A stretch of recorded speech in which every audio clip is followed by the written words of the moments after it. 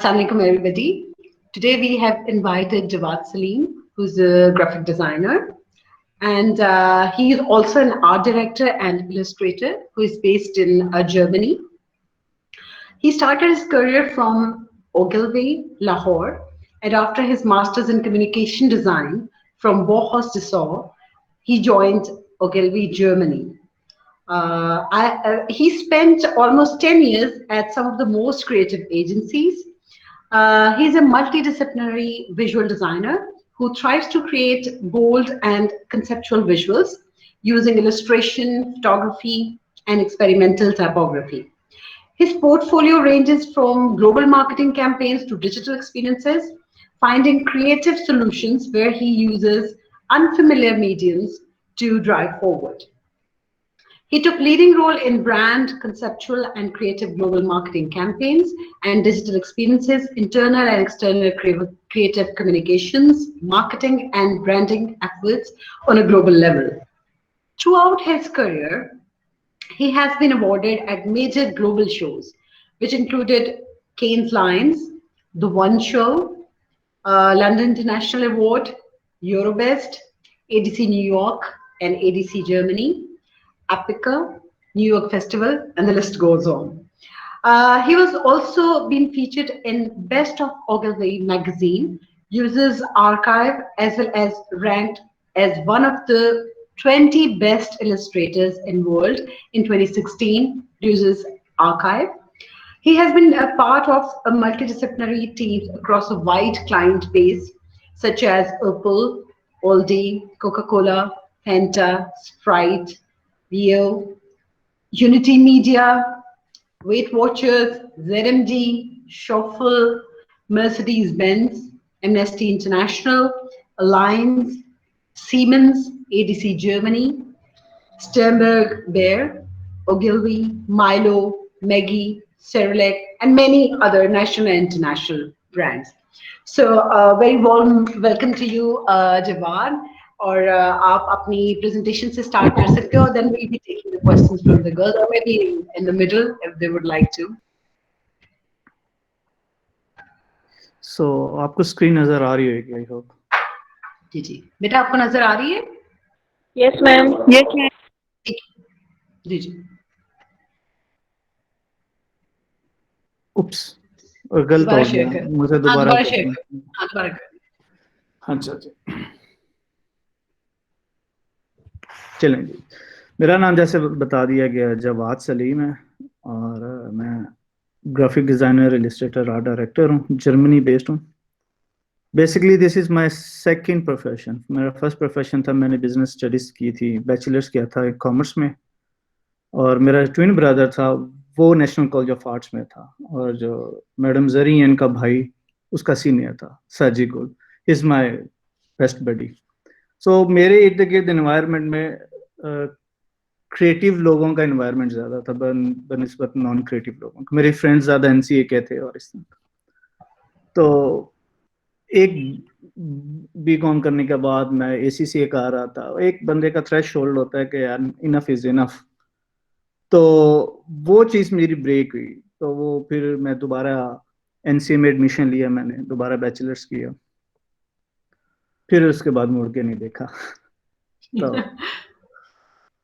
फिर जैसे बताया गया उन्होंने, मैं आर्ट डायरेक्टर और ग्राफिक डिज़ाइनर था, और नेशनल कॉलेज ऑफ आर्ट से मैंने ग्रेजुएट किया कम्युनिकेशन में. फिर उसके बाद मैं बाहाउस जर्मनी में मास्टर्स किया, मास्टर इन आर्ट्स, लेकिन मेरा मेजर था कम्युनिकेशन डिज़ाइन. आपको पता होगा Bauhaus one of the best institute of design and architecture. Exactly. तो उसके बाद फिर मैं बर्लिन मूव कर गया. That was my turning point of my life, कि यहाँ पे मैंने अपने आप को बहुत ज़्यादा एक्सप्लोर किया था बनिस्बत मैंने exhibition. Berlin is famous for art and design and architecture. It's the full of art and design. आपको इसके हर कोने पे, हर जगह पे आपको टिपोग्राफी, पेंटिंग आर्टिस्ट और म्यूजिशियन, और इट्स फुल ऑफ आर्टिस्ट. सो इस शहर ने काफ़ी ज़्यादा मेरा माइंड सेट किया था. सो यहाँ पे आके मैंने अपना ट्रेडिशनल पॉइंट ऑफ व्यू से काम शुरू किया. फिर इसको मैंने एक्सप्लोर करना शुरू किया कि किस तरह काम होता है. बेसिकली मेरा विजुअल आर्ट था। तो मैं mix medium water colour sketching करना शुरू कर दी, एक्सपेरिमेंट करना शुरू कर दिए। बर्लिन में रह के मैंने अपने आप को बहुत एक्सप्लोर किया। मैंने यहाँ पे एग्जीबिशंस देखी, यहाँ पे आर्टिस्ट कम्युनिटी में उठना बैठना हुआ, दोस्तों में जाना शुरू हुआ। तो फिर पता चलना शुरू हुआ कि राइट क्या सही किया है और गलत किया है, वाइट क्या और ब्लैक किया है। ठीक है, तो उसके बाद फिर मैंने अपने आप को और एक्सप्लोर किया डिफरेंट मीडियम्स में। मैं डिजिटल आर्ट में चला गया, उसमें मैंने अपने आप को देखा किस तरह जा सकता हूँ। तो ग्राफिक डिजाइन और आर्ट की कोई लिमिट नहीं है, कोई रूल्स नहीं है। बेसिक रूल्स तो डेफिनेटली हैं, लेकिन इसमें कोई चीज नहीं कि आपको कुछ डिफाइन करेगा क्या होएगा, ये आपकी एक्सप्रेशन है। फिर उसके बाद मैं ओगिलवी में ज्वाइन किया as art director. Pakistan Ogilvy में था, फिर बर्लिन ओगिलवी में चला गया। उन्होंने फिर मुझे ओगिलवी फ्रैंकफर्ट चला गया, फिर TBWA, this is also advertising agency. फिर राइट नाउ मैं मैकन एरिक्सन में हूँ, सेम एडवर्टाइजिंग एजेंसी। यहाँ पे मैंने डिफरेंट ब्रांड्स पे काम किया, Coca Cola, Siemens, Opel, Nestle. The problem advertising में ये है कि ये रैशनल सोचते हैं, ठीक है, और मैं इमोशनल कैरेक्टर हूँ, थोड़ा सा इमोशनल सोचता हूँ। मेरे लिए एडवर्टाइजिंग किसी हद तक एक्सेप्टेबल भी और नहीं भी, यही मेरा यूनिक पॉइंट था। क्योंकि ये रैशनल है, मैं इमोशनल हूँ, तो मैंने कोई इन बिटवीन रास्ता देखना था। ये एडवर्टाइजिंग है, टिपिकल एडिडास की एडवर्टाइजिंग है, राइट, सिंपल टिपिकल एडवर्टाइजिंग है ये, all of my work, right. अब इसमें चेंज कहाँ पे आना शुरू हो रहा है वो मैं आपको नजर आएगा आपको काम में। ये सारा फ्लैट है, राइट, यहां पे चेंज आएगा। This is what I love to do. वो आर्ट और डिजाइन की बाउंड्री है, ना तो वो पूरा आर्ट है ना ही वो पूरा डिजाइन है। So it's a mixture, it's a fusion. So you can see here it's a still advertising but it's a still art. So these experiment makes me unique somehow, right? मैं typical advertising कर सकता हूँ, लेकिन वो सब करते हैं। मेरा जो इंटरेस्ट है वो मोर इमोशनल है, उसको किस तरह इंटरेस्टिंग यूनिक बनाना उन विजुअल्स को। आप देख रहे होंगे मेरा थ्रू आउट जितना भी काम होएगा, वो आपने शायद एडवर्टाइजिंग देखी होगी, तो एडवर्टाइजिंग में बड़ा हेडलाइन होती है और प्रोडक्ट होता है, प्रोडक्ट शॉट होता है और कैप्शन होती है और प्राइस होती है, that's all.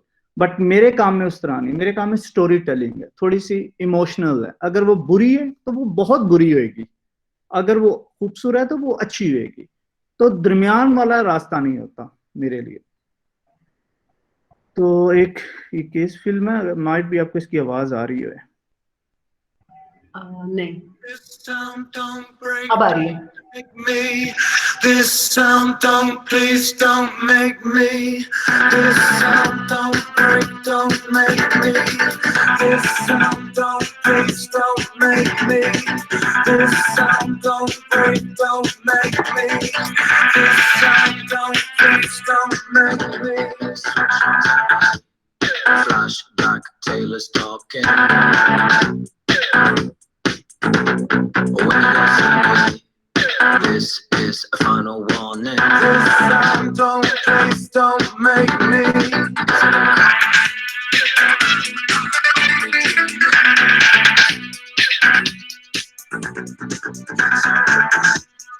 Burns through in the morning. This sound don't, please don't make me.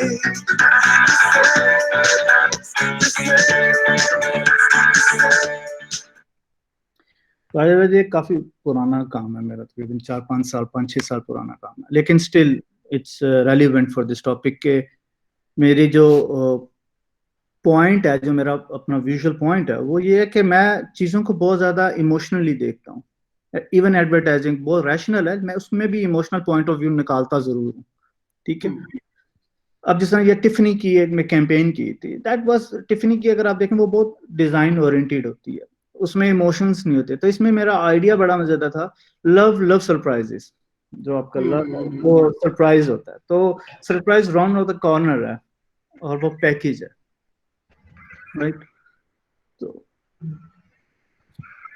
ये सिंपल इलिस्ट्रेशंस थी, और मतलब कि इसमें आपको इमोशन भी फील हो रहा है, आप इसमें एडवर्टाइजिंग भी फील हो रही है।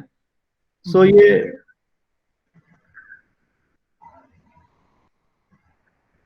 आई am going to really fast by the way. So इसमें एडीसी का भी काम हो जाता है, एडीसी का भी काम किया है। एडीसी मतलब art director club Germany.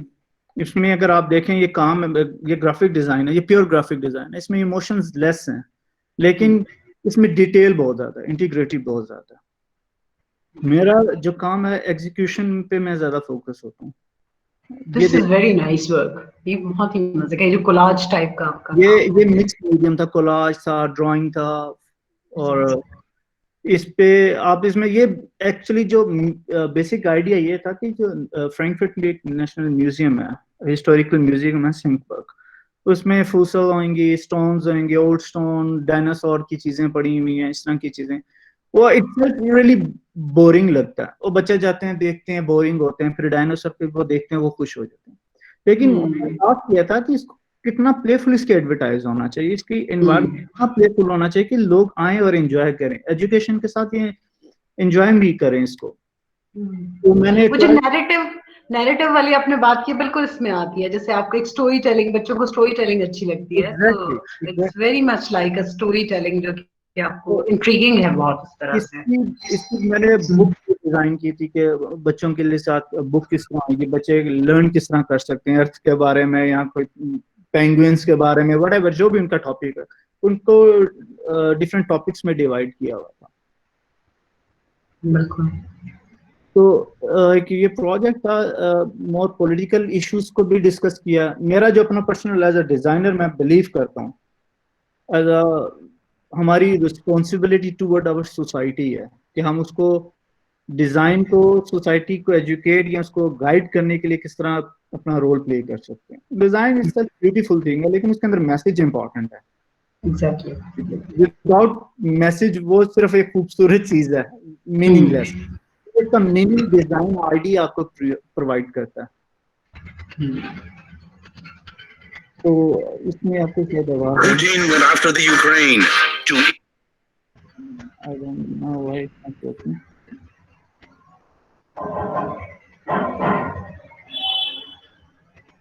he had sex orgies to celebrate his greatness. Screen share कर लें, स्क्रीन दोबारा। अच्छा, स्क्रीन शेयर नहीं हो रही? हाँ, शेयरिंग खत्म हो गई है अभी फिलहाल। अच्छा, मुझे वो हो रहा था कि स्क्रीन शेयर हो रही है। ओके। हाँ, नहीं अब दोबारा कर।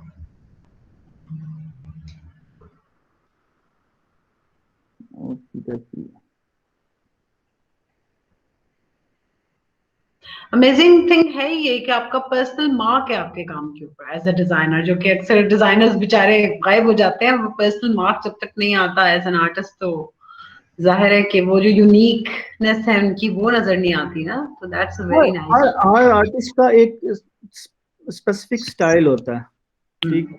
मेरा उस तरह as a graphic tool wise कोई स्टाइल नहीं मैं डिफाइन करता, लेकिन मेरा जो थॉट प्रोसेस है ना वो एक थोड़ा सा यूनिक है। टूल को बेस नहीं बनाता कि मैंने इलिस्ट्रेशन ही करनी है तो मैंने इसी टाइप की इलिस्ट्रेशन करनी है, या मैंने वाटर कलर करना है तो मैंने वाटर कलर ही करना है।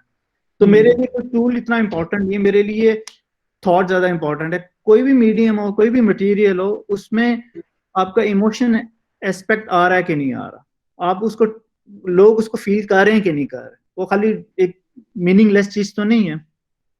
Putin went after the Ukraine to increase his power. Berlusconi had sex orgies to celebrate his greatness. Obama knocked out bin Laden in the name of freedom. Well, that's what you thought. To promote advertising space in newspapers, we didn't argue with fake statistics and worn-out buzzwords. We gave advertisers a completely new view on the world. What happens in the world happens for your ad. In the newspaper, news is there for a reason, catching attention for your ad. Edward Snowden only leaking for your ad, the Royals having babies for your ad, the Euro breaking down for your ad, and even recovering for your ad. On a microsite, advertisers could experience how newspaper advertising suddenly made perfect sense of it all. starting with a best practice case. The problem. How do you generate awareness for a can of soup no one knows or even cares about? The solution, the President of the United States. We used Barack Obama to sell millions of cans of soup. First, Barack withdrew troops from Iraq, and everyone loved him. Everyone. But to increase his popularity with the target audience, he brought Osama bin Laden to justice. This was the perfect moment to bring the soup into play. But wait, Barack created a political thriller that kept the world in suspense for weeks. The result? Millions of people read the newspaper and saw the ad for our can of soup. The site delivered research. So this is a small case study थी, ठीक है. उसमें basic idea था कि आपने advertise जो करते हैं, तो जो न्यूज़पेपर एडवर्टाइजिंग है वो क्यों हो रही है. वो न्यूज़ आपकी लोग न्यूज़ पढ़ने आ रहे हैं, साथ ही आपका कैंस भी देख रहे हैं. तो बेसिकली ये प्रोजेक्ट किसका था, कि कौन सा प्रोजेक्ट था? ये यहाँ पे क्लाइंट है ज़तम गीज़ियम जी. ये ऑर्गेनाइजेशन है, न्यूज़पेपर ऑर्गेनाइजेशन. तो उनके लिए कैंपेन की थी कि ताकि एडिडास या जितने क्लाइंट हैं वो न्यूज़पेपर में ऐड करवाएं, उनको प्रमोट करने के लिए था बेसिकली. ठीक है. तो बड़ी रूड किस्म का, बड़ा ड्राई किस्म का टॉपिक था, तो उसको मोर प्लेफुल बना रहा था. देख सकते हैं आप इलस्ट्रेशन से, उसको स्टोरी टेलिंग और ओवर डिजाइन करने के साथ किया था चीजें. अगर ब्रीफ इसकी देखी जाए वो बहुत ड्राई थी. आप कहते हैं यार इस पे कौन काम करेगा, ये तो फजूल सा काम है. तो लेकिन उसको भी इंटरेस्टिंग बनाया जा सकता है. जो इसका स्क्रिप्ट था और बाकी जो था वो आपने खुद ही किया था या वो गिवन था और उस पे आपने किया? नहीं, ये टीम वर्क होता है. एक बंदे के साथ काम नहीं होता, टीम थी. लेकिन जो बेसिकली आर्ट वर्क है वो मेरा डिजाइन है. ये सारी इलस्ट्रेशन और ये सारी कंपोजिशन.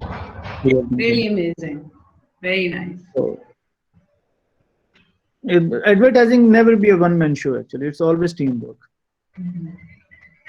तो उसके बाद कुछ चीजें ऐसी थी. मेरा जो बिलीव है, डिजाइन इम्पोर्टेंट तो है, लेकिन आपका डिजाइन सोसाइटी के लिए भी क्या रोल प्ले कर रहा है समहाउ.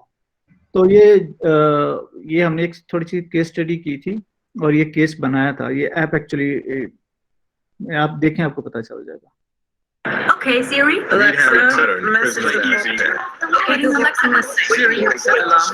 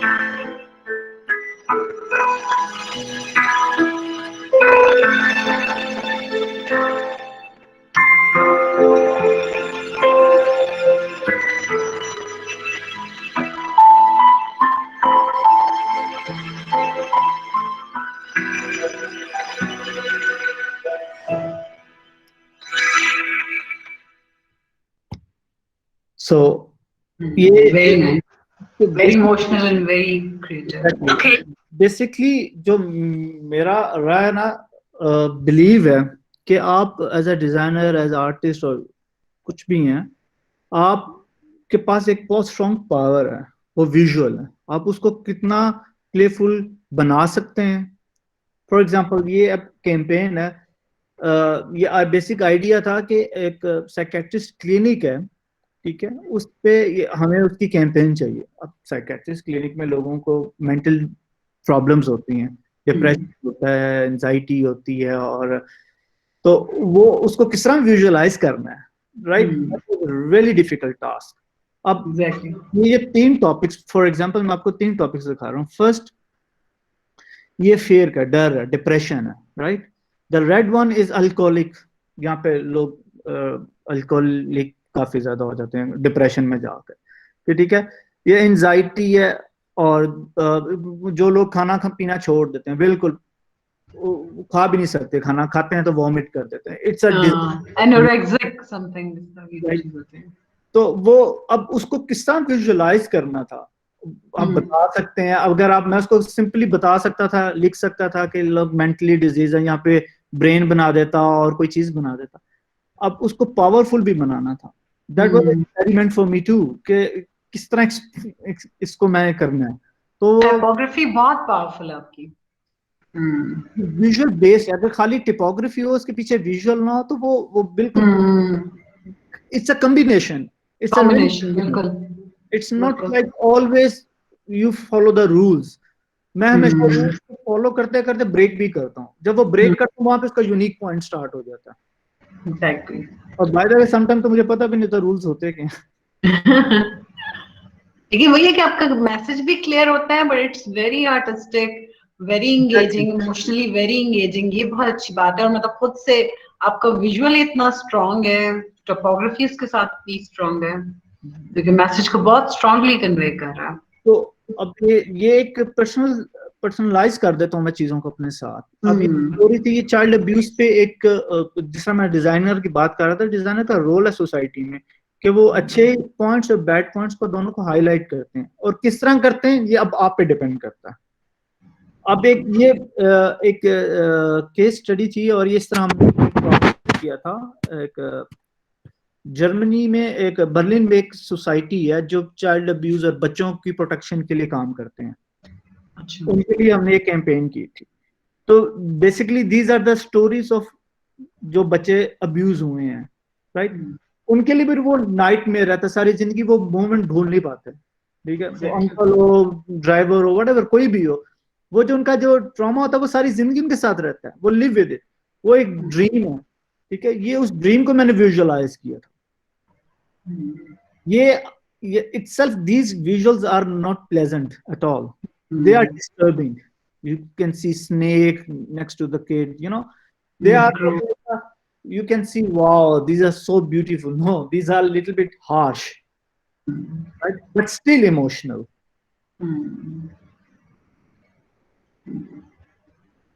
अब I love this work.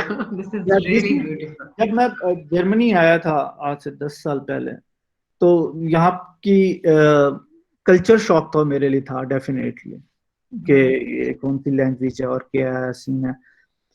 अपने फैमिली को मिस करना, पेरेंट्स को मिस करना, अपने दोस्तों को मिस करना, मतलब कि आप कंप्लीटली आइसोलेट हो गए हैं एक एनवायरनमेंट में आके। और जिस शहर में मैं था, डेसाउ में, वो स्मॉल टाउन जहाँ पे बाहाउस यूनिवर्सिटी थी, तो मैं वो यूनिवर्सिटी टाउन आप कह सकते हैं, स्टूडेंट टाउन था वहाँ पे। तो वहाँ पे काफी ज्यादा सबको मिस करना, उदासी, और तब ये इलिस्ट्रेशन मैंने की, ठीक है। जब मैंने ये इलिस्ट्रेशन की और उसके 2.5-3-4 साल बाद मैं गिल्वी ज्वाइन किया एज आर्ट डायरेक्टर, तो मेरे बॉस ने मेरी इलिस्ट्रेशन देखी, कहते यार समथिंग है इसके अंदर, कुछ है, we need to dig out, right. तो ये मेरी पर्सनल फीलिंग्स को मैंने इसको ट्रांसफॉर्म किया एमनेस्टी इंटरनेशनल की कैंपेन में, राइट। जो मेरी अपनी पर्सनल फीलिंग थी वो एडवर्टाइजिंग में किस तरह ट्रांसफॉर्म हुई है, और ये कैंपेन स्विट्जरलैंड एमनेस्टी ने बाय की थी और वहीं पे पब्लिश हुई थी। और ये कैंपेन, इस कैंपेन की बेस पे मेरे ख्याल से मैंने मोर देन 35 अवार्ड्स विन किए, नेशनल और इंटरनेशनल। और इस कैंपेन की बेस पे मैं one of the best Illustrator world wide consider हुआ था। It gives you goosebumps. या तो Definitely. इट्स बेसिक सिंपल चीज थी, अब ये देख लें सिंपल चीज थी, Very minimalistic or very powerfully, the expression was strong, right? very expressive. तो that's a thing, I believe कि आपके पास कोई भी चीज हो, उसको उसमें इमोशनल पॉइंट कहाँ तक आप करते हैं, आप कितने इन्वॉल्व हैं उसके अंदर, राइट? आपकी इन्वॉल्वमेंट ज्यादा इंपॉर्टेंट है। अगर मेरा बिलीव है, अगर आप कोई काम कर रहे हैं, कोई भी डिजाइन कर रहे हैं, अगर आप एंजॉय नहीं ना कर रहे तो आप वो सही नहीं कर रहे, ठीक है? अगर आप पेंटिंग कर रहे हैं या कोई ड्राइंग कर रहे हैं, अगर आप एंजॉय कर रहे हैं, इसका मतलब वो बहुत अच्छी बनेगी एट द एंड। अदरवाइज अगर आप एंजॉय नहीं कर रहे तो उसका वो यूजलेस है। वैसे भी मेरे ख्याल में ये फॉल्स परसेप्शन है कि जो आपका बड़ा ऑब्जेक्टिव से रिलेशनशिप है उससे आप दूर है, उसमें एक सब्जेक्टिव रिलेशनशिप जो आर्टिस्ट का, डिजाइनर का अपने काम के साथ है, जो उसकी इमोशंस हैं या उसके थ्रू वो एम्पैथी क्रिएट करता है, बाकी वो वाली चीज अगर मिसिंग हो, मतलब एक तो होता है ना एक सरफेस पे एम्पैथी क्रिएट करने की कोशिश करना, और एक वाकई इमोशनली आपको चार्ज कर देना और बाकी फ्लो करना और इमोशंस का, वो इम्पोर्टेंट है। अगर हमें ये हाँ, ये फॉल्स किस्म की डिस्टिंक्शन है बिटवीन आर्ट एंड डिजाइन, कि आर्ट में सिर्फ एक्सप्रेशन होगा, यहाँ नहीं होगा, ये कैसे हो सकता है? आप जो आर्ट, जो डिजाइन है ना, आई बिलीव जो डिजाइन है वो विदाउट आर्ट कुछ भी नहीं है, वो खाली फिर खाली एक बड़ी ड्राई सी चीज है। उसमें आर्ट इमोशंस लाना इंपॉर्टेंट है। कोई सी हो, product design, even interior design, कुछ भी हो, उसमें कहीं ना कहीं पार्ट जरूर आता है। अगर नहीं आता वो आपका फॉल्ट है। जवाद, आपको लगता है कि जब बाउहाउस में आपकी ट्रेनिंग है उसमें काफी हद तक इसका रोल है, या आपको लगता है कि आपकी पर्सनल ही चीज है ये, वहां पे एज वहां पे जो आपकी एजुकेशन का स्टाइल है वो ये है, या आपको लगता है कि ये आपकी पर्सनल कंट्रीब्यूशन है इसमें? मुझे नहीं लगता, दैट्स पर्सन टू पर्सन होते हैं ना। ठीक है, मैं थोड़ा सा इमोशनल पर्सन हूँ, ठीक है? अगर मेरा देखें ना, मेरा सेकंड करियर भी तो क्यों आई है, क्योंकि मैं इस तरफ मेरा इंटरेस्ट था, ठीक है? मैं बाकी डिजाइनर्स की तरह नहीं शायद बन सका, ना ही मैं बनना चाहता हूँ और ना ही मैं शायद बन सकूंगा, ठीक है?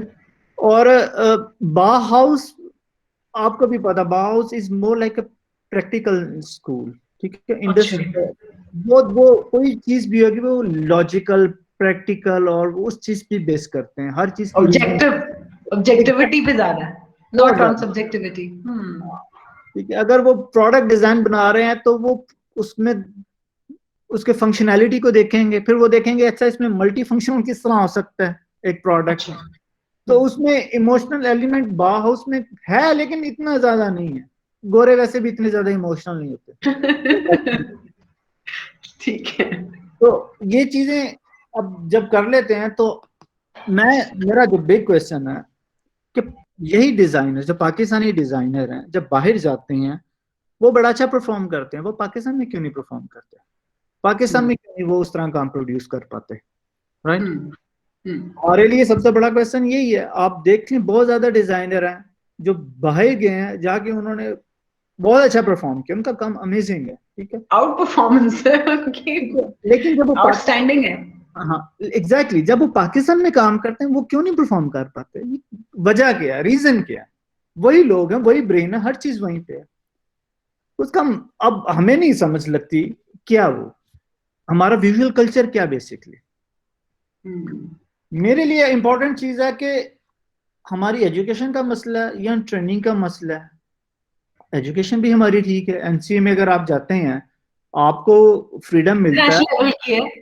इंटरनेशनल लेवल की है, इंटरनेशनल लेवल की है, क्योंकि because when I went to UK मुझे कहीं से कोई कमी नहीं लगी अपने टेक्निकल स्किल्स में, तो मुझे कहीं कोई कमी नहीं लगी। मैं बर्लिन में रहा हूँ और मुझे कहीं कमी नहीं फील होती, हाँ, ना इमोशनली ना टेक्निकली। एग्जैक्टली। हम लोग, अगर आप एनसीए में देखते हैं लोगों को, मैं एनसीए की इसलिए एग्जांपल दे रहा हूँ क्योंकि मैं एनसीए से पढ़ा हूँ, मुझे बीएनपी वगैरह का पता नहीं है, ठीक है? एनसीए में जाते हैं आप एक्स्ट्राऑर्डिनरी परफॉर्म करते हैं, वो उनके थीसिस डिस्प्लेस जाके देख लें, उनकी असाइनमेंट्स देख लें, आप कहते हैं यार यहाँ पे पोटेंशियल कितना ज्यादा है, और वो एक्सप्लोर करते हैं। और एनसीए में एवरेज काम को इतना अप्रिशिएट किया भी नहीं जाता, ठीक है? वहां पे आपको नजर आता है यार ये डिजाइनर कितने ब्रिलियंट, और इस लेवल पे इतने ब्रिलियंट है। उनका पेंटिंग का काम देख लें, स्किल देख लें, हर चीज देख लें। वही डिजाइनर जब बाहर मार्केट में आता है वो किधर जाता है, वो क्या करता है? सही है, शायद अपॉर्चुनिटी नहीं है ऐसी, मेरे ख्याल में है तो सही, लेकिन पता नहीं शायद क्लाइंटेज पे ऐसे है कि उसको इतना फोर्स किया जाता है कि उसको करने ही नहीं दिया जाता एक्सप्रेस। इसकी मल्टीपल रीजंस है, अच्छा, मल्टीपल रीजन। इसकी आप एक डिवाइन नहीं कर सकते कि ये रीजन है और ये इसका सोल्यूशन ये है, ये हो जाएगा, तो इसकी मल्टीपल। ठीक है, ठीक है, ठीक है। अब इस टॉपिक को अगर टच करें तो हम बहुत आगे तक जा सकते हैं। तो प्रॉब्लम ये है कि अब उसी में हमारे कामिल खान मुमताज साहब भी तो हैं, बिल्कुल, लंदन से पढ़े हैं, ठीक है, मॉडर्निज्म और मिनिमलिस्टिक में काम करते रहे। इनका मैं इंटरव्यू देख रहा था, इसमें इन्होंने कहा था कि मैं मॉडर्निज्म और मिनिमलिस्टिक को देख रहा था कि यार कितना अच्छा आर्किटेक्ट है। कहते जब मैंने अपना कल्चर आके पढ़ना शुरू किया, अपनी चीजें देखना शुरू की हैं, मुझे अपनी जहालत का अंदाजा हुआ। सही कह रहे हैं, दैट्स द वर्ड, कामिल खान के वर्ड थे कि मुझे अपनी जहालत का अंदाजा हुआ। प्रॉब्लम ये है कि हम लोग शायद अपनी आइडेंटिटी को डिफाइन ही नहीं कर पा रहे, वैल्यू ही नहीं करते, वैल्यू भी नहीं करते, वैल्यू भी नहीं करते, आइडेंटिटी को डिफाइन भी नहीं कर पाते। अब यार अंग्रेज काम है यार, कितना तेरा अंग्रेज काम है, हमारा कॉलोनाइज्ड, हाँ कॉलोनाइज्ड जो है ना हमारी हमारा थिंकिंग वो माइंड नहीं गई, हमारा माइंडसेट नहीं ग्रो कर सका। सही कह रहे हैं। हम लोग एक्सेप्ट ही नहीं कर सके कि हम लोग भी एग्जिस्ट करते हैं, हमारी भी आइडेंटिटी है। और आई बिलीव हमारी यूरोपियन से ज्यादा रिच आइडेंटिटी, लेकिन हम लोग उसको नहीं कर सके, राइट। हम ना उसे आर्ट फॉर्म कहते हैं ना डिजाइन फॉर्म कहते हैं, जब वो कहते हैं तो हम कहते हैं हाँ ये है आर्ट एंड डिजाइन, हम तब तक उसे मानते ही नहीं है। एग्जैक्टली। अब हमारे कल्चर में ना प्रोफेशनलिज्म की भी कमी है ना। अगर मेरे पास कोई लोगो डिजाइन करवाने आएगा तो मैं लोगो कर दूंगा, वो कहेगा यार आपने तो एक दिन में काम कर दिया, आपने तो किया नहीं, कंप्यूटर ने काम किया, आप इतने पैसे उसको ये नहीं पता कि इस लोगो डिजाइन करने के लिए मेरी कितनी एजुकेशन, कितनी रातें मैंने सोया, कितना मैंने एफर्ट की है, कितनी यहाँ तक आने के लिए, वो उस चीज को अंडरस्टैंड नहीं कर पाएगा। क्योंकि हम लोग बहुत मटेरियलिस्टिक हैं, हम इमोशनल नहीं हैं। हमारी आवाम सोचती है, हम लोग ये सोचते हैं कि कितने पैसे बच जाएंगे इस डिजाइन में और कितने पैसे नहीं बचेंगे। सही कह। तो प्रोफेशनलिज्म की कमी है, ठीक है। और अपने आप को आइडेंटिटी हम लोगों ने कोई डिफाइन ही नहीं कर पाए कि हम लोग, आप देख सकते हैं पाकिस्तानी पेंटर काफी फेमस होंगे, RM नईम हो गए और कामिल खान मुमताज, आर्किटेक्ट्स में आपको नजर आ जाएंगे, लेकिन आपको कभी ग्राफिक डिजाइनर का नाम नहीं नजर आएगा। एग्जैक्टली। उसकी वजह क्या है? उसकी सबसे बड़ी रीजन ये है कि हमारे विजुअल कल्चर ही नहीं है। आप रही इंग्लैंड में रही, आपको वहां पे शॉप्स नजर आती हैं वेल इंटीरियर डिजाइन्ड है, well exactly, everything is designed, everything is designed वहां पे वेल। और एक चीज है कि वैल्यू डिजाइन, हाँ एक चीज ये कि ये विद इन वन नाइट और ओवरनाइट नहीं ये बनी, इनको भी सदियां लगी हैं। बाउहाउस रेवोल्यूशन 100 years ago था, वो बिल्डिंग आज भी मॉडर्न है, आज भी वो मॉडर्न बिल्डिंग है। इनका एक इन्होंने टाइम स्पेंड किया, हम लोगों को वो टाइम स्पेंड करने की जरूरत, हम लोग किसी और चक्कर में पड़ गए। सही कह रहे हैं। ठीक है, तो हमारे आर्टिस्ट फेमस हैं, हमारे आर्किटेक्ट्स फेमस हैं, हमारा कौन सा प्रोडक्ट डिजाइनर फेमस है, हमारा कौन सा ग्राफिक डिजाइनर फेमस है? अब आपके कंट्री में आपको अब नेम एनी ऑफ देम, आपको भी नहीं शायद हाँ नहीं है, समझ नहीं आती कौन होएगा।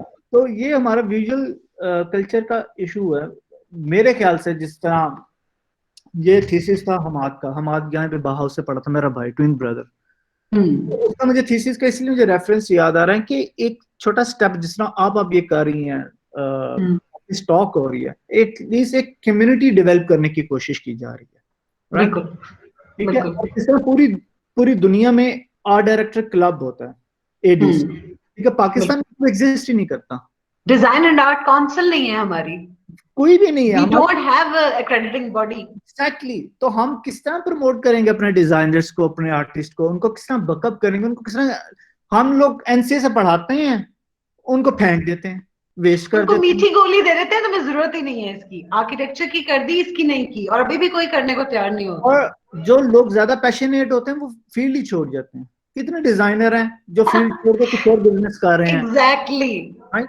हम लोगों ने पोटेंशियल को मार्क जरूर किया NCA में कि हाँ तुम पोटेंशियल है तुम्हारे में, तुम आओ, हम तुम्हें ट्रेनिंग देते हैं। हम NCA में ट्रेनिंग दे दी, BNU में training they the, next what? किधर जाएगा वो, क्या करेगा? उसकी कोई प्रोटेक्शन नहीं है एज अ प्रोफेशनल, कोई प्रोटेक्शन नहीं है, ना पे में प्रोटेक्शन है, ना किसी और तरह आपके नाम में आपकी चीजें कॉपी हो जाती हैं, you don't have protection over there as well. यहाँ पे अब डिजाइन काउंसिल एक बेसिक आइडिया था हमारा, तो ये थीसिस है यहाँ का मास्टर्स का। मुझे इसमें स्ट्राइकिंग ये पार्ट लगा था कि एटलीस्ट हम लोगों के पास कोई चीज ऐसी होनी चाहिए, डिजाइन काउंसिल, आर्टिस्ट काउंसिल होनी चाहिए, जो साल में 1 या 2 इवेंट्स करवाएं, एग्जीबिशंस करवाएं, विजुअल एग्जीबिशंस ना, आर्ट डायरेक्टर क्लब होता है, इट्स कंपटीशन, सारे डिजाइनर अपना काम वहां पे देते हैं, उनके बड़े बड़े डिजाइनर बैठ के उसको जज करते हैं, फिर उसको प्रमोट करते हैं, जो डिजाइनर प्रमोट होता है उसके लिए अपॉर्चुनिटीज बनती हैं उसको। जवाब मैंने तो ये भी नोट किया कि डिजाइनर्स की वहाँ एग्जीबिशंस होती हैं, हमने तो कभी देखी नहीं थी, मुझे तो आर्किटेक्ट्स की भी एग्जीबिशंस नहीं पता थी, मैंने तो इंग्लैंड में जाके देखी कि अच्छा डिजाइनर भी एग्जिबिट करते हैं, मुझे तो पता ही नहीं था। डिजाइनर की एग्जीबिशंस होती हैं, उनकी बुक्स बनती हैं, बुक्स पब्लिश होते हैं, डिजाइन म्यूजियम्स हैं, गैलरीज हैं। स्टेफन सैगमास्टर है, ग्राफिक डिजाइनर है, उसकी 3-4 बुक्स पब्लिश हो चुकी हैं। वो अब पर्सनली वो आर्टिस्ट है, विजुअल आर्टिस्ट है, वो एग्जिबिट करता है, अपना काम एग्जिबिट करता है, वो एज अ फाइन आर्टिस्ट काम कर रहा है, लेकिन उसका काम ग्राफिक डिजाइनर ही है बेसिकली। वो हम लोगों को इस तरह की, इसका सोल्यूशन है, इस प्रॉब्लम भी हमें पता क्या है, उसका सोल्यूशन कोई है, उसको बन सकता है, लेकिन कोई करता नहीं है। कोलैबोरेटिव एफर्ट्स से हम इसकी तरफ काम करना चाह रहे हैं, और ये जो हम कंसेप्चुअल आर्ट या समथिंग डिजाइन में पढ़ाती हूँ, उसका मकसद भी है कि आप देखेंगे, आप अपने आप को प्रोजेक्ट कर सकते हैं as a designer, individual mark ला सकते हैं। अभी हम ये इस पे भी काम कर रहे हैं, लेकिन आपने बहुत अच्छा वो पॉइंट हम आपने रेज किया, और बाकी इस पे कोई काम, मुझे ये इतराज है कि एनसीए ने क्यों नहीं इसके ऊपर काम किया, एग्जैक्टली, या बाकी इंस्टीट्यूट से क्यों काम नहीं किया। अब मेरा बेसिक जो सजेशन है, ये डेविड कार्सन की रूल थी, मुझे बड़ी अच्छी पसंद है। वो कहता था कि आपको पता होना चाहिए रूल्स क्या हैं बेसिकली डिजाइन के, उनको ब्रेक भी करना है, use your eye not the rules. तो यहाँ पे मैं, very nice, thank you so much. अगर if you have any question please ask. जी बेटा, कोई क्वेश्चंस करना चाहते हैं सर से, क्योंकि बेसिकली डिजाइनर्स की क्लास है जो यहाँ पर बच्चे हैं। आप कोई क्वेश्चन करना चाहते हैं बेटा? मुझे आपसे पूछना था कि आपने वो जो एक दिखाया था जिस तरह फेस के ऊपर, वो जो आप बता रहे थे कि आपका एक पर्सनल असाइनमेंट या कोई भी काम था, तो उसको एक एडवर्टाइजमेंट में बाद में आपके सर ने बोला था, तो वो मुझे समझ नहीं आया था कि उसमें क्या शो हो रहा है। पहले उसके मुंह पे वो सारी जंजीरें होती हैं, फिर उसकी थोड़ी सी बॉडी पे आती है, फिर उसको फुल बॉडी पे आती हैं, तो वो ये शो क्या कह रहा है? क्योंकि मैं थोड़ी सी कंफ्यूज हुई थी, मुझे समझ नहीं आ रहा, क्योंकि मैं एक तो पहले कि इंसान को बोलना चाहिए, अगर वो तो बोलता नहीं है तो उसको फिर आगे स्टेप बाय स्टेप ज्यादा प्रॉब्लम फेस करनी पड़ती हैं। तो मेरे माइंड ने तो ये पिक किया, तो वो आपने क्या मतलब देख कर इनको बता देंगे किसके लिए था, मेरे ख्याल में वो चीज ये जो बेसिकली मेरी पर्सनल इंटरप्रिटेशन थी फॉर माय सेल्फ। मैं जब जर्मनी में आया था, मैं बड़ा मिस कर रहा था अपनी फैमिली को, you can see the hearts blowing from my head. मैं अपने आप को बड़ा आइसोलेट फील कर रहा था, मुझे लगता था मैं अब जब नया आया था, मुझे लैंग्वेज भी नहीं आती थी, जर्मन लैंग्वेज नहीं आती थी, मुझे लगता था मैं बोल नहीं सकता, मैं सिर्फ सुन सकता हूँ, बोल नहीं सकता, सुन भी सकता हूँ, इसकी समझ नहीं आती मुझे, ठीक है। ये मेरी बड़ी पर्सनलाइज चीजें थी कि मैं मिस कर रहा था, जिस तरह मून देख रहे हैं, एक सैड फीलिंग है, राइट। इसको जब मैंने ट्रांसफॉर्म किया मिनिस्ट्री में, मैंने वही टेक्निक यूज की है। अब अगर आप ये देखें ना, इसकी कॉपी है एनी ह्यूमैनिटी, ये बड़ा सिंपल बेसिक आइडिया था कि आप टॉर्चर सेल्स हैं, ठीक है, बॉब वायर को मैंने ट्रांसफॉर्म करते करते करते उसका एंड एमनेस्टी के लोगो पे हो गया। एमनेस्टी का लोगो यही है ना, तो उसको मैंने लिंक कर दिया था अपनी आइडिया को एमनेस्टी के साथ। एमनेस्टी इनको जवाब, इनको अंदाजा नहीं होगा कि एमनेस्टी इंटरनेशनल करती क्या है बेसिकली, कि वो प्लेटफॉर्म क्या है, तो इसलिए इनको ये अंदाजा नहीं होगा। वो ह्यूमन राइट्स के लिए काम करते हैं लोग, जो लोग डिफरेंट ह्यूमन राइट्स के लिए हर किस्म के टॉपिक पे वो काम करते हैं। दुनिया में जो जुल्म होता है लोगों पे, exactly. अगर आप देखें ना, उनका लोगो यही है, बॉब वायर है, वो कैंडल के गिर्द है, ठीक है, एक कैंडल है, उसके इर्द गिर्द बॉब वायर है, तो मैंने उसी बॉब वायर को अपने आइडिया के साथ कनेक्ट कर दिया था। ये बेसिकली जो दुनिया में लोगों के साथ जो हो रहा है, या ये भी था कि जो लोग जाते हैं इमिग्रेशन में जाते हैं या किसी दूसरे मुल्क में जाते हैं, उनके साथ क्या सलूक होता है, ये उससे रिलेटेड भी है या ओवरऑल जो ह्यूमन राइट्स क्योंकि ये सही दुनिया में जो 4-5 पोस्टर्स है, पूरी एक सीरीज थी पोस्टर्स की, तो वो मैं यहाँ पे दिखा नहीं सका, सिर्फ वो मैंने आपको सिर्फ फ्यू दिखाई हैं, 3-4, क्योंकि वो पूरी एक सीरीज थी, क्योंकि उनके टॉपिक्स है ना डिफरेंट, तो मैंने उनको टच किया था। जिस तरह प्रिजनर राइट्स पे बात करते हैं वो लोग, ठीक है, ठीक है, फिर फ्रीडम ऑफ स्पीच पे बात करते हैं, ठीक है, तो जो बॉब वायर है वो एक रिस्ट्रिक्शन है, तो एमएनएसटी उसको ब्रेक कर रहा है, दैट्स ऑल। और सर आपने इसमें मीडियम क्या यूज किया है? मुझे इसमें वाइट वाली तो पेंटिंग लगी है, मतलब कि आपने ये वाटर कलर टाइप का कुछ यूज किया हुआ है, बाकी फोटोशॉप शायद? ये सारा फोटोशॉप है, सारा Photoshop. Okay, thank you sir. Illustrations के लिए पहले आप कोई अपने लिए स्केचेस करते हैं और फिर आते हैं इसके ऊपर, या डायरेक्ट ही आप आते हो? समटाइम आप ये देखिए, ये 2 सॉफ्टवेयर यूज हैं, फोटोशॉप बेसिकली था, लेकिन इलस्ट्रेटर पे मैंने इसकी डिजाइन की थी। डिपेंड करता है ना, मैं तो स्केचेस करता हूँ फर्स्ट ऑफ ऑल, मैं पहले स्केच करता हूँ, उसके बाद मैं डिजाइन पे जाता हूँ, लेकिन ये टूल मैटर नहीं करता, फोटोशॉप है या इलस्ट्रेटर, ये मैटर नहीं करता, मैटर ये करता है कि आप कर क्या रहे हैं, डिजाइन आइडिया है बेसिकली, आइडिया क्या। बिल्कुल ऐसे है। मुझे वो जो चाइल्ड अब्यूज का और वो जो जू से रिलेटेड वो जो नैरेटिव जिस तरह कह रहे हैं, और बाकी वो जो चाइल्ड अब्यूज में तो वो पर्सनल स्टोरीज और बाकी जो आगे चलती हैं, मुझे बहुत ही स्ट्रॉन्ग लगे आपके, बहुत ही अच्छे काम है। बेटा आप डिजाइन से रिलेटेड कोई और क्वेश्चन पूछना चाहते हो? वो तो उन्होंने बताया कि वो कौन से सॉफ्टवेयर यूज करें। आप जवाद आप ज्यादा इलस्ट्रेटर और फोटोशॉप ही यूज करते हैं? वैसे तो आपने अभी मूविंग इमेज वाली चीज भी हमें दिखाई है, एडोबी के सॉफ्टवेयर है, एडोबी के सॉफ्टवेयर, आफ्टर इफेक्ट्स हो गया मोशन ग्राफिक्स के लिए, ठीक है, ग्राफिक्स के लिए 3D और इलस्ट्रेटर यूज कर लेते हैं, ठीक है। और मुझे जो आपकी वीडियो टाइप की चीज थी उसमें ज्यादा स्टिल फोटोग्राफी टाइप और स्टिल टाइप की चीजें नजर आ रही थी, जिसको आपने एनिमेट किया हुआ था, आफ्टर इफेक्ट्स थी वो सारी, वीडियोग्राफी के बजाय वो ज्यादा उस तरह की चीज थी ना, वो मुझे नजर आ रही थी उसके बीच में, काफी अच्छी थी। मेरी बात है कि आपके टॉपिक्स बहुत स्ट्रॉन्ग हैं, और मतलब जिस तरह से आपने इलस्ट्रेशन किया और उसको जैसे दिखा रहे हैं, वही बात है कि बच्चे सोशल इश्यूज पे और इन चीजों पे बात करते हैं, लेकिन जिस तरह से आपने उसको काम किया है तो थोड़ा सा उसके ऊपर देखने की जरूरत है। मेरा एक और बिलीव भी है कि अब जिस तरह इंडिया ने शुरू में, अब इंडियन एडवर्टाइजिंग और इंडियन आर्ट एंड डिजाइन बहुत स्ट्रॉन्ग है, उन्होंने डेवलप कर लिया है ना, एक टाइम पे वो लोग सिर्फ अपनी पॉवर्टी को बेचते थे, गुर्बत हर एडवर्टाइजिंग में विमेंस राइट की बात हो रही है, विमेंस कर रहे हैं, विमेंस कर, इट्स पाकिस्तान में भी ये इश्यूज हैं, अब पाकिस्तान में भी लोग कैंपेन करते हैं विमेंस राइट पे, चाइल्ड अब्यूज पे करते हैं, ये इंपॉर्टेंट है, ये टॉपिक हमारे एग्जिस्ट करते हैं, ठीक है, इनको मैनिपुलेट नहीं करना चाहिए, इन टॉपिक्स को, जरा women's right it's really important, Pakistan में बहुत जरूरत है, उसमें विमेंस राइट के अलावा लोगों को एजुकेट करने की ज्यादा जरूरत है। बिल्कुल ठीक है, ये नहीं कि आप औरत को दिखा रहे हैं औरत पे जुल्म हो रहा है, नहीं करो, जुल्म नहीं करो, ये तो चलता रहेगा, आप दूसरी एंड पे भी उनको एजुकेट करें, जुल्म करने के तरीके ज्यादा सिखा देते हैं,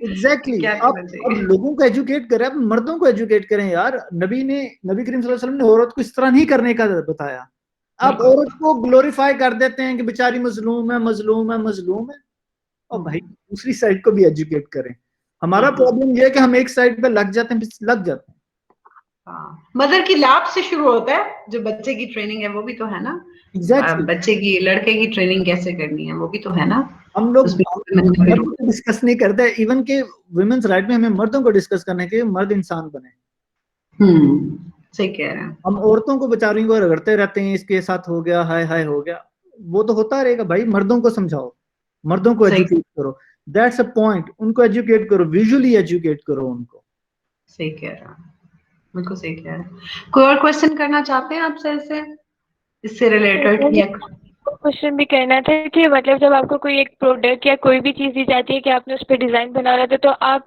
मतलब आपके माइंड में सबसे पहले क्या चीज पिक होती है कि मैं ये चीज करूं और इस तरह बनाऊं? आप बेसिकली इंस्पिरेशन कहाँ से लेते हैं, क्योंकि आपका काम बहुत डिफरेंट और बहुत यूनिक है। मेरा थॉट प्रोसेस क्या है बेसिकली, मैं आई डोंट नो इसको किस तरह एक्सप्लेन किया जाए, किसी भी आर्टिस्ट से पूछें कि आपका थॉट प्रोसेस क्या है, तो वो इट्स डिफिकल्ट। ये प्रोजेक्ट टू प्रोजेक्ट डिपेंड करता है कि आपका क्या प्रोजेक्ट है। अगर मुझे कोई पैकेजिंग डिजाइन करेगा तो मैं उसको देखूंगा वो पैकेजिंग किसके लिए, किस बेबी पैकेजिंग है, विमेंस पैकेजिंग है, क्या पैकेजिंग है, उसका प्रोसेस क्या है, वो प्रोडक्ट क्या चीज है, वो ज्यादा मैटर करता है। तो उसकी बेस पे चीजें डेवलप होती हैं और ये एक रात में नहीं ये चीज बन जाती, ये प्रोसेस होता है। अब मेरा इतना ज्यादा काम है, जितना मैंने आपको दिखाया इससे ज्यादा काम तो मेरा ऐसा कि मैं खुद भी नहीं देख सकता, ना ही मैं देखना चाहता हूँ, लेकिन वो करना पड़ता है आपको। आपको ये नहीं कि आप हमेशा ही आप टॉम क्रूज हैं तो आप नहीं ऐसे, आपको आप कुछ ऐसा काम है, ऐसा कई कई महीने आपको होते हैं तो आपको समझ नहीं लगती यार क्या हो रहा है। वो फ्रस्ट्रेशन आपकी जो बिल्ट होती है ना, वो एक्चुअली समहाउ गुड है कि वो एक ब्रस्ट करती है एक नई चीज की तरफ। तो ये हमेशा नहीं होता कि आप बहुत अच्छा काम कर रहे हैं, हाँ इट्स ओके, लेकिन ट्राई करनी चाहिए कि अच्छा काम करें। अब मेरा जितना भी डेली काम है वो भी थोड़ा सा बाकी डिजाइनर से डिफरेंट ही होता है। एक और क्वेश्चन पूछ रही है यहाँ पे जवाब महानूर ने पूछा है, महानूर रिजवान कह रही है what qualities do you consider necessary for a graphic designer? Quality in which sense, किस सेंस में क्वालिटी? विजुअल आइडिया क्वालिटी, क्या क्वालिटी किस सेंस में क्वालिटी? प्रॉब्लम हम लोगों का ये होता है ना कि बेसिकली मैं जो इस क्वेश्चन को समझा हूं ना, क्वालिटी वो विजुअल क्वालिटी को मैं ले लेता हूँ, राइट, कि विजुअल क्वालिटी कितनी होनी चाहिए। उस विजुअल क्वालिटी में अगर एक डिजाइन है, ठीक है, एक पोस्टर है या कोई कैंपेन है, उसमें अगर कोई मैसेज नहीं है, वो खाली खूबसूरत चीज है, ठीक है। डिजाइन का मेन मकसद पर्पस सॉल्व करना है, कोई प्रॉब्लम सॉल्व करना है, कोई पर्पस सर्व करना है, राइट। तो अगर वो पर्पस सर्व नहीं कर रहा, वो कम्युनिकेट नहीं कर रहा, वो डिजाइन नहीं है, वो जस्ट एक ब्यूटीफुल चीज है। डिजाइन का पर्पस होता है जिसने उसको सर्व करना, जरूर सर्व करना, अदरवाइज वो फिर एक खूबसूरत चीज है, यूजलेस चीज है। सो डिजाइनर को पर्पस जहन में रखना चाहिए कुछ भी डिजाइन करते हुए। अगर कोई कम्युनिकेशन है, फॉर एग्जांपल अगर प्रोडक्ट डिजाइन कर रहा है तो उसका पर्पस ये होगा ना कि ये अगर मैं कोई शैम्पू की बोतल बना रहा हूँ, वो क्यों वो मैं बना रहा हूँ कि वो कोई बच्चा यूज ना कर सके या कोई इस तरह गिर जाए तो वो टूट ना जाए, राइट। उसका कोई पर्पस होएगा ना। अगर मैं कम्युनिकेशन के लिए कोई पोस्टर बना रहा हूँ, उसका मैसेज क्लियर होना चाहिए, मैसेज कन्वे होना चाहिए। जवाद एक बात इसमें आती है कि नॉर्मली तो वही ना, एडवर्टाइजिंग में ये भी होता है कि कई दफा आपके क्लाइंट की भी होती हैं कई लिमिटेशंस कुछ और, तो आपको उनके साथ जो है वो निगोशिएट करना पड़ता है कई दफा, क्योंकि कई दफा देखिए एडवर्टाइजिंग ये उसके खिलाफ आपके जहन में बात आ रही हो कि ये बात मुझे ठीक लग नहीं रही और मुझे बनाना पड़ रहा है, तो कई जगह आप निगोशिएट करते हैं कि मतलब इसमें ये होना चाहिए और अगला मान ले कुछ देर के बाद कि नहीं ठीक पॉइंट ऑफ व्यू। मैं आपको एग्जांपल देता हूँ आपकी इस बात पे। मेरा जो थीसिस था यहाँ पे बाहाउस में, जो मास्टर थीसिस था, वो ब्लाइंड किड्स पर, जो जेनेटिकली बच्चे ब्लाइंड हैं उन पे थीसिस था मेरा। अब मैंने उनके लिए एक बुक डिजाइन की थी। ग्राफिक डिजाइन तो 3 चीजें हैं ना, कलर शेप्स, ठीक है, 2 चीजें कलर और शेप्स है ना। आप बता रहे हैं ये दोनों चीजें ब्लाइंड बच्चों ने नहीं देखी, जो जेनेटिकली ब्लाइंड है। आप उनको क्या बताएंगे जी मैं ग्राफिक डिजाइनर, किस तरह बताएंगे? ना तो उनको पता शेप का पता है, ना राउंड सर्कल का पता है, ठीक है, ना उनको कलर्स का पता, ऑरेंज रेड ब्लू कुछ भी नहीं पता। और हमारा ग्राफिक डिजाइनर का काम ही ये है। अब मैं उनके लिए मैंने एक बुक डिजाइन की थी जिससे उनकी कॉग्निटिव मेमोरी इनहांस होगी, ठीक है, तो शार्प होगी। वो एक पूरा प्रोसेस था, वो पूरी मैंने बुक डिजाइन की थी थीसिस में। अब वो टॉपिक को मेरे जहन में स्टक था, मैं ओगिलवी में चला गया। अब अगले 2 साल उन्होंने कहा जी हमें ना, कोका कोला पे काम कर रहा था, उन्होंने कहा जी हमें पैकेजिंग डिजाइन करनी है, तो वो आप उसके लिए कोई आइडियाज वगैरह दें और जिस तरह करें। मेरे जहन में वो बच्चों का ब्लाइंड वाला सीन था, अभी भी थीसिस मेरे जहन में था। मैं कहा उनको कहें कि अगर आपकी शेल्फ में कोक पड़ी है या पेप्सी पड़ी है, ब्लाइंड बंदे को क्या पता चला कौन सी पेप्सी कौन सी कोक है, राइट। वो टच करेगा ना ज्यादा से ज्यादा, टच करने में तो दोनों एक जैसी हैं, साइज भी सेम है, दोनों ही ठंडी हैं, ठीक है। अब पता चलेगा उस बेचारे को ये कोक है।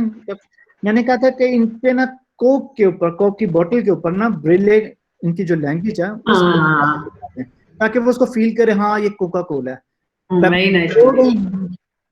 तो ये मैंने प्रेजेंट की आइडिया। तो मुझे एज ए फीडबैक क्लाइंट का क्या आ रहा है, वो आपको पता है दुनिया में कितने % लोग ब्लाइंड हैं? हम लोग इतनी मिलियंस डॉलर्स और यूरो की हम लोग एक प्रोडक्शन करें और 0.5% लोग ब्लाइंड है उनके लिए करें, दैट्स वेरी, आपको सोचना, मैं सोच रहा हूँ यार बंदा ये कैसे नंबर्स में सोच रहा है, मैं इसको इमोशनली और प्रैक्टिकली लेके जा रहा हूँ और वो नंबर्स में सोच रहा है हमारे पास पैसे नहीं है, ये है वो है, वो अजीब सी ना जो टिपिकल एडवर्टाइजिंग सेट कल्चर और जो लोगों की बातें होती हैं। इन्होंने कहा नहीं हमें कुछ और दिखाएं, अच्छा डिजाइन करें। आफ्टर राइट 6 months वो प्रोजेक्ट मेक्सिको में लॉन्च हुआ, कोका कोला में, ठीक है, सेम, और वो मुझे नहीं पता वो आइडिया, सेम ब्रिलियंट वाला आइडिया, और वो अवार्ड विनिंग कैंपेन लॉन्च हुई थी कांस में, गोल्ड, सारी पूरी दुनिया में वो इतनी फेमस हुई थी। मैं वो जाके प्रोजेक्ट में बॉस के सामने रखा, मैंने कहा ये देखें, हाँ तो मतलब हम लोग ऐसे, मतलब कि आप हर वक्त नहीं जीतते और आप हर वक्त भी नहीं करते। लेकिन आपका इंक्लूसिव डिजाइन था, बड़ा इंक्लूसिव डिजाइन था, मतलब कई दफा हम डिसेबल्ड को या कोई और जो मसला उनको हम इंक्लूड ही नहीं करते इन कैंपेन्स के अंदर। हम सोचते नहीं किसी को कुछ सुनाई नहीं देता या दिखाई नहीं देता या किसी वजह से वो कहीं जा नहीं सकता, तो हम उसको आराम से एक्सक्लूड कर देते हैं, उसे नॉर्मैलिटी या इस तरह समझ के, या समझता है कि जरूरत ही क्या है, छोड़ो इनको निकाल दो बीच में से। तो अब बड़ा इंक्लूसिव के ऊपर काम हो रहा है, तो ये बड़ा अच्छा आइडिया था आपका। तो बेसिकली आपका आइडिया कहीं से भी आ सकता है, और ये आपका जो क्वेश्चन था कि कन्विंस लाजमी नहीं होता कि मैं हर बार हम जीत जाएं। तो यही तो आपकी लाइफ उनको हार्ड वे में अब जो है ना जरा डिफिकल्ट तरीके से समझ में आया जब कोई और ले गया उसको। Exactly. उसको उन्होंने सोचा नहीं ना, वो खुद नहीं इमोशनली सोच रहे थे, उन्होंने सोचा नहीं कि इमोशनली कोई और भी देख सकता है इसको। Exactly. और बाकी जहाँ पे आप जहाँ आप डिजाइन लेके जाते हैं वहां तो वो बिल्कुल उसको क्रिटिकली देख रहे होते हैं, तो उसमें से ये चीज बहुत अच्छी थी इंक्लूसिव डिजाइन। मतलब कि आपके जो डिजाइन का, मेरा जो बेसिक चीज है, डिजाइन का पर्पस होता है, को सर्व करना चाहिए। अगर कोई प्रोडक्ट डिजाइन बना तो उसका ऑब्जेक्ट तो एटलीस्ट जाके सर्व करे ना, उसका मकसद तो पूरा हो ना किसी डिजाइन का। बिल्कुल ऐसी है यार, मकसद के तो फिर लाइफ भी नहीं है। बिल्कुल सही है। और कोई क्वेश्चन पूछना चाहते हैं इससे रिलेटेड से? सर मुझे आपसे एक लास्ट क्वेश्चन पूछना था। एक्चुअली अभी हमने चूज करना है कि हम आगे जाके अपना मेजर किस में करें। हमारे पास ग्राफिक डिजाइनिंग का भी ऑप्शन, एनिमेशन का भी है। तो एनिमेशन के लिए जैसे बहुत सी हमें टीचर्स वगैरह सब कहते हैं कि आपके लिए पेशेंस आपके पास होना बहुत मतलब इम्पोर्टेंट है, कि आपके पास अगर पेशेंस है तो आप एनिमेटर बन सकते हैं। तो आप क्या सजेस्ट करते हैं, लाइक आपने जब ग्राफिक डिजाइनिंग में आपने चूज की तो आपके माइंड में क्या है कि नहीं मैं बहुत अच्छा ग्राफिक डिजाइनर बन सकता, तो आपको क्या चीज बहुत अच्छी लगी? मैं ग्राफिक डिजाइनर तो नहीं बनना चाहता, मैं फाइन आर्ट में जाना चाहता, पेंटर बनना चाहता। लेकिन मेरे पेरेंट्स वगैरह कहते थे कि पेंटर कोई काम ही नहीं है। तो फिर ऐसा क्या करोगे? ग्राफिक डिजाइनर एटलीस्ट घर का किचन तो चल जाए। तो वो जो चीज थी, मेरे डिजाइन में भी आपको आर्ट नजर आता है। तो वो मेरे जो चीज की कमी थी वो मैं डिजाइन में पूरी कर देता हूँ। और पेशेंस तो दोनों में है, एनिमेशन करें या डिजाइन करें, पेशेंस कोई भी काम करें उसमें पेशेंस तो है। अगर नहीं है तो वो नहीं होगा। बड़ा टाइम लगता है अच्छा डिजाइन बनता है, डिजाइन एक रात में नहीं बनता, एक प्रोसेस है। बच्चे समझते हैं ना असाइनमेंट की तरह आखिरी रात में करके फारिग हो जाओ, लेकिन ये कि ये अच्छा डिजाइन फिर टाइम लेता है ना। हाँ, आखिरी रात में फिर इस तरह ही होता है। ये ना बच्चों का ख्याल है कि शायद ये वाला तरीका जो है ना ये शायद डिजाइन में चलता है। डिजाइन बहुत पेनफुल प्रोसेस है। Design honestly the creative process is really painful, it's not easy and at all. ये कोई फन भी नहीं है, एंजॉय भी नहीं करता आप उस प्रोसेस को। जो डिजाइन थिंकिंग प्रोसेस है इट्स वेरी पेनफुल। मुझे किसी ने कहा था, लेकिन वो एग्जांपल नहीं दे सकता, लेकिन वो बहुत ज्यादा था कि जिस तरह माँ बच्चे को पैदा करती है उसमें क्रिएटिव प्रोसेस को भी तकलीफ होती है, आप इंजॉय नहीं करते। हाँ, इंजॉयमेंट तब आती है जब माँ बच्चे को देखती है, खुश होती है। डिजाइनर का भी ये होता है, जब अपना डिजाइन को देखता है तब खुश होता है, हाँ यार एटलीस्ट आई अचीव समथिंग। तो आपका प्रोसेस, अब हर बंदे का डिफरेंट प्रोसेस होता है, ये कोई डिफाइंड रूल नहीं है, लेकिन प्रोसेस काफी हार्ड है। ये डिजाइन एकदम नहीं बनता, ये creative process is very painful, very painful. So much emotions and hard work goes into that. Exactly. और इमोशनली जब आप चार्ज खुद होते हैं तो फिर हमने आप खुद भी रोएंगे अपने काम करते हुए। एग्जैक्टली, रोने तो निकल जाते हैं आपके। और जब उसके बाद आपका डिजाइन रिजेक्ट हो जाए आप उससे ज्यादा रोते हैं। बिल्कुल ऐसे ही है, ये ऐसे ही है। पेनफुल प्रोसेस, और ये जो हम लोग जो डिजाइन और आर्ट है ना, इट्स नॉट हैप्पी फीलिंग वाली फील्ड है, इट्स रियली पेनफुल प्रोसेस, और उसके बाद भी पेनफुल रहता है। ऐसे ही है। हम लोग बहुत सेंसिटिवली चीजों को देखते हैं, सोशल इश्यूज को देखते हैं, शायद नॉर्मल लोग उस तरह उनको फील ना होता जिस तरह हम आर्टिस्ट और डिजाइनर्स को फील होता है। अगर हमें फील नहीं होता फिर हम गुड डिजाइनर आर्टिस्ट नहीं है, ये भी इम्पोर्टेंट है। ये बिल्कुल सही पॉइंट है। अगर आप फील ही नहीं करते अपनी एनवायरनमेंट में जो हो रहा है और उस पर रिफ्लेक्ट नहीं करते और उसमें कंट्रीब्यूट नहीं करते कोई सोल्यूशन या उस पर रिफ्लेक्शन नहीं देते, तो फिर आपका रोल तो as an artist and designer तो है ही नहीं। आर्टिस्ट और डिजाइनर सेंसिटिव इमोशनल होते हैं, अगर आप इमोशनल और सेंसिटिव नहीं है तो फिर आप डिजाइनर आर्टिस्ट आई बिलीव नहीं है, आप फिर कोई और काम कर लें। सही कह रहे हैं। कोई और क्वेश्चन करना चाहते हैं सर से उनके काम से रिलेटेड या कोई और चीज? आई थिंक सो क्वेश्चन नहीं है, चलते हैं। आई थिंक अब कोई नहीं। हाँ, that's it. Thank you so much Jawad for your time, और आपकी जो आपने ऐसे शेयर किया अपने काम को, जो थॉट प्रोसेस है उसका, और बाकी जिस तरह के डिजाइनर को होना चाहिए, जो उसकी रिस्पॉन्सिबिलिटी है उसके बारे में बात करना, तो that will be very those were very good messages for these girls, और ये इसको इस टॉक सेशन से ले जा सकते हैं, आप यूज कर सकते हैं इसको अच्छे तरीके से। Thank you so much for your time. Take care of yourself. Okay, ji. Okay, ji. Allah Hafiz.